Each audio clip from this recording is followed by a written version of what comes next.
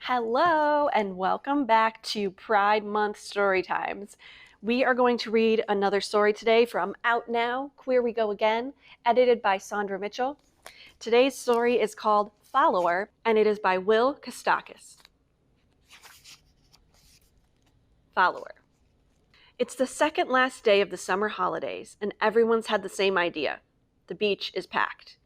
You can't take 2 steps without tripping over a sunbather or a phone somebody stuffed inside a plastic cup to amplify their streaming playlist. Not everyone had the exact same idea, though. I brought 2 extra towels and laid them on either side of me.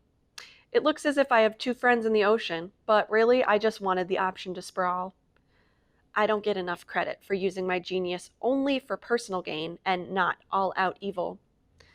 I have no intention of giving up my territory, at least not until I think I recognize the guy tripping over sunbathers and phones and plastic cups. From afar, he looks like moderately famous internet celebrity and bisexual legend at London from Brooklyn. I haven't decided whether it is him or just wishful thinking when the guy stops close to me, really close to me, like the side of his foot is grazing one of my territory-preserving towels. He scans the area. He's wearing a pair of pineapple print board shorts. He has a tripod over one shoulder. I reach for my phone, wipe the sunscreen grease off the screen, and pull up at London from Brooklyn's profile. I compare the guy in the latest pic with the guy in the pineapple print board shorts in front of me. Same curly hair, same unnecessarily ripped physique. It's him. Are you? The words are barely audible. I clear my throat and try again with 50% more mask. Are you looking for a spot? He turns away from the ocean and beams down at me. Yeah. London's accent is every bit as amazing as his video posts have led me to believe. I peel back the towel between us with an urgency the situation dictates. You can hang here, I say, committing to the ridiculous-sounding deep voice. Your friends won't mind? I'd forgotten about my fake friends in the ocean. Oh, they'll be a while. They're not very good swimmers. They've probably been pulled out by a rip or something. That makes him laugh. He tells me he won't be long. He just needs somewhere to take a photo. He plonks down the tripod and fixes a camera to it. He aims the lens towards the ocean, the tumbling, frothing waves breaking against the shore. You're London, right? I ask. I am. He doesn't turn away from his camera. Have you heard of me? A little. The understatement of the year. When I first signed up for Weglow, I kept it a secret. The app took over my school, but Mom skimmed the user agreement and was adamant I wouldn't download it before I turned 13. I wasn't going to miss out, though, so I downloaded it several hundred times. Every time I wanted to see my friends' posts, I deleted it the moment I was done. That way, Mom never knew I had it. After I turned 13, it took me a solid few weeks to stop accidentally deleting the app out of habit. At first, I was only on it to know what my friends were up to. Then I started following famous people. That was cool. Then I visited profiles I wasn't following. I was very careful never to accidentally follow them. I would stay up late scrolling through their feeds. They were guys on the beach, guys playing video games. I was beginning to wrap my head around this maybe being gay thing, and I had this app that tethered me to all these guys. Gymnast guys, nerdy guys, other side of the world guys. I told myself I wanted to look like them. A lie. I wanted to kiss them, especially the shirtless ones. I started to risk liking the occasional post, hoping they would see my pics and like me back. Well, some did. Ego boost. The first time I followed a random shirtless guy from Spain, my heart was beating out of my chest. I was worried what someone might think if they noticed. Well, now I don't care. I'm gay. It's in my profile bio. Jason, 18, Sydney, Australia, gay. Stalk my following list and you'll see lots of random shirtless guys. London's one of them, but that's not how he pitches himself. London, 19, Brooklyn, influencer, travel lover, traveling lover. He's an influencer, grown, a traveling lover, double grown. He's one of those people with brands and aesthetics.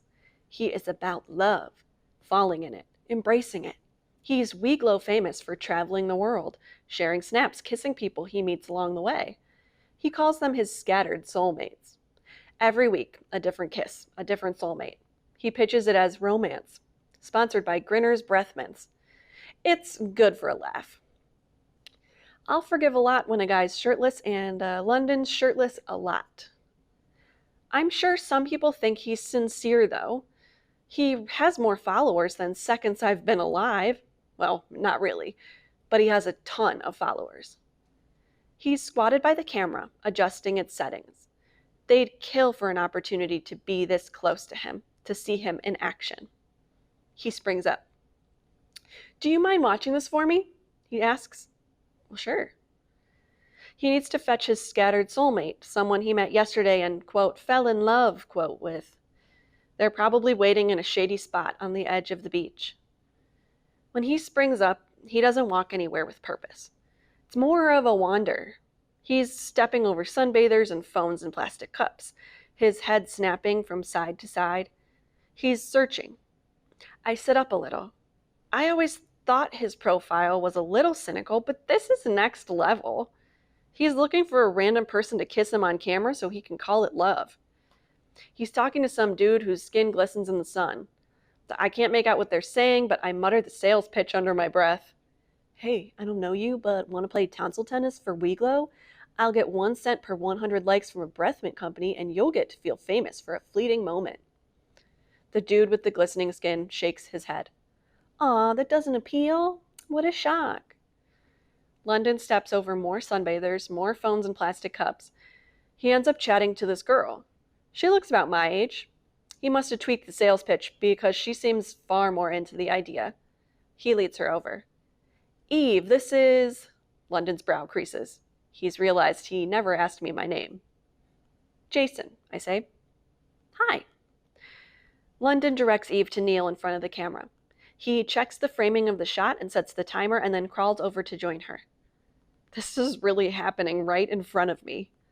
There's some umming and ahhing about their pose. He trails a hand on her waist and reconsiders. She wraps an arm around his shoulder. He tenses so his muscles bulge. As the timer nears its end, they lean into each other and kiss. I mean, they really go at it. I hear the smacking of tongues and everything.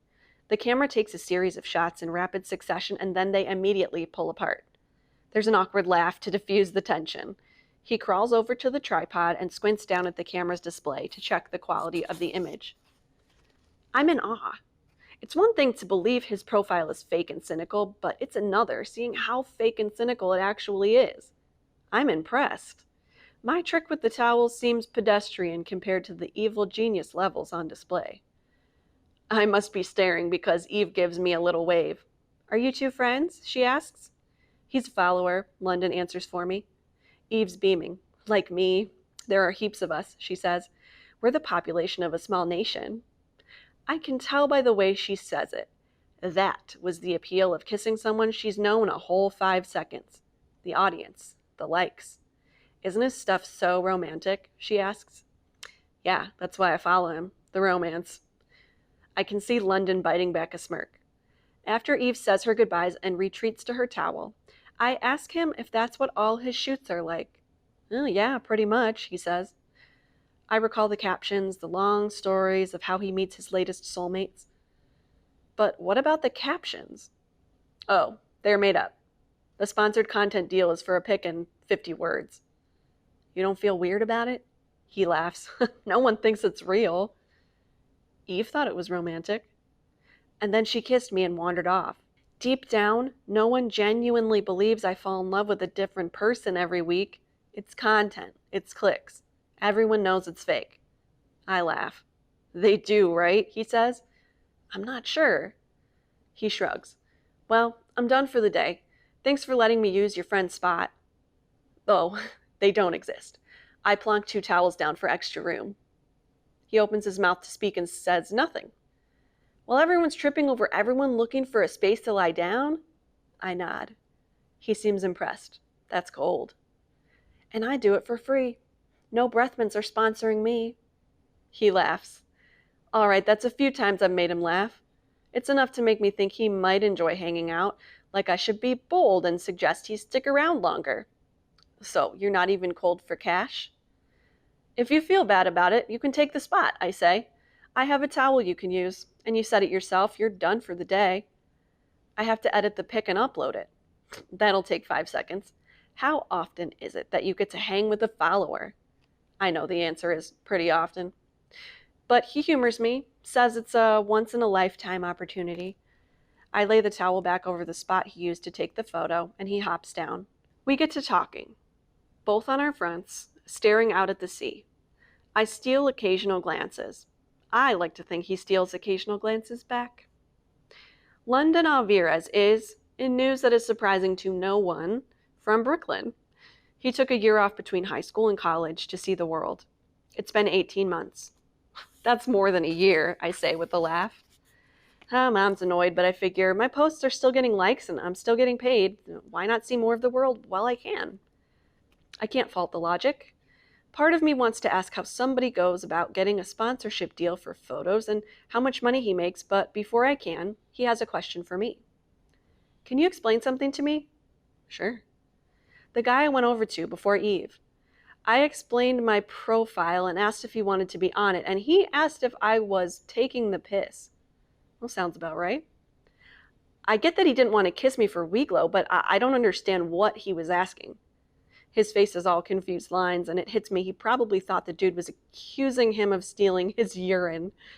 I say, it means to make a joke out of someone, test someone or something's limits, or to do something without really considering the consequences.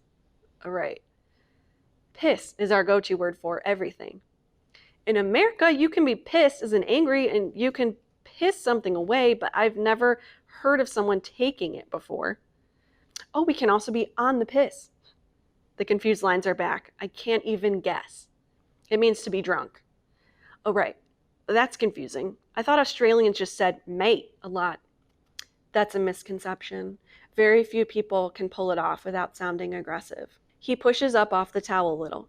Mate, he tries. It's not a bad first effort. Okay, now I can ask you a question. Sure. I know your profile is super cynical, but do you believe in romance? A proper love? Oh, you're going straight for the heavy stuff. My question was about vernacular. It's not my fault you wasted your question. Well, At London from Brooklyn was voted one of the year's top romantic profiles, he says. You fake intimacy with strangers every week and you promo breath mints or slap a discount code for the sneakers you're wearing in the caption. I say, that isn't romance. It's not fake, it's brief. Romance is losing track of where you are, when you are, and being so sucked in by the other person that for a moment, nothing else matters. It has to happen organically. You can't just set up a tripod, pose for a shot. You can't just force it every week wherever you go. And you want every kiss in your life to be that? He asks. Yeah. And that's a second question I've answered, and you haven't answered mine. Haven't I? No, that's 3. Do you believe in romance? Like being so caught up in someone you're smiling involuntarily? He sighs. I've only ever been in love once, I think. I'm not sure, though. I stay silent enough that he knows he needs to elaborate. There was this guy, Justin, he says. We went to the same middle school and then high school. We kissed at a house party in junior year, but that's about it. Nothing major. Dad saw him working at the mall, and I told him about Justin, and he was like, well, why didn't you ever date Justin properly? And I didn't have an answer. The next day I saw him walking down the corridor at school, holding hands with a guy, and it hit me. I waited too long. I exhale. So that's your love story. I think so. That's bleak. Sometimes they're bleak. I don't think I've ever been in love, but I did once bully Hugh Mason off the debating team and then realized months later that I had an intense crush on him. He stifles a laugh. I don't know about you, but that sounds like love to me. I cackle, right? He shares another story, one about a guy he met on summer camp. I reply with one about the first guy I kissed at school. Time escapes us. It isn't until someone trips over me while looking for a place to lay her towel that I remember there are others on the beach besides us. She apologizes. I tug on my spare towel and roll it into a ball. You can chill here, I say. Really? She doesn't wait for me to change my mind. I turn back to London and realize, in the commotion of being tripped over, we've edged closer to each other. He rests his hands on the towel. His left pinky finger grazes the side of my hand. It's an accident, but he doesn't pull away. We keep talking, and I find myself squeezing his forearm for emphasis. The world around us evaporates. The sounds of shrieks and waves and amplified playlists goes quiet. Would you kiss a random on the beach? London asks. His face is inches from mine. He blinks. If I were properly wooed, maybe. I take a breath. I erase the space between us. My lips meet his. We kiss. When we come apart, he's smiling. Well, I hope you enjoyed today's story, and I hope you are celebrating Pride Month accordingly. We'll see you next time for our next Pride Storytime. Bye, everyone.